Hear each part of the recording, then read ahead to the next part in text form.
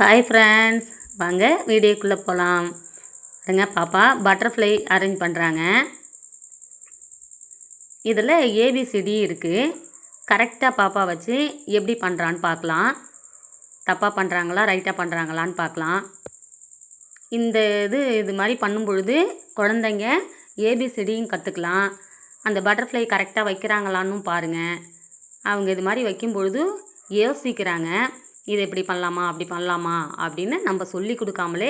அங்கே பாருங்கள், மேகத்தங்கம் கரெக்டாக வச்சுட்டாங்க. ஒரு பக்கம், இன்னொரு பக்கம் சரியாக வைக்கிறாங்களான்னு பாருங்கள். சூப்பராக வைக்கிறாங்க.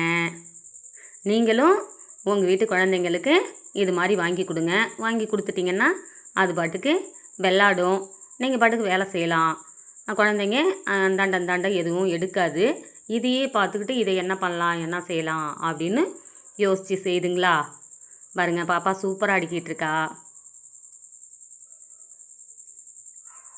பாருங்கள், அந்த இடம் சரியாக வருதா அப்படின்ட்டு எடுத்து வச்சு தப்புன்னதும் அப்புறம் வேறு எடுக்கிறாங்க. பாருங்கள், வேறு எடுத்து வைக்கிறாங்க. இது மாதிரி நீங்களும் வாங்கி கொடுங்க. உங்கள் குழந்தைங்களுக்கும் அது மாதிரி பண்ண சொல்லுங்கள். வீட்டில் எவ்வளோ பேரண்ட்டுக்கு வேலைக்கு போகிறாங்க.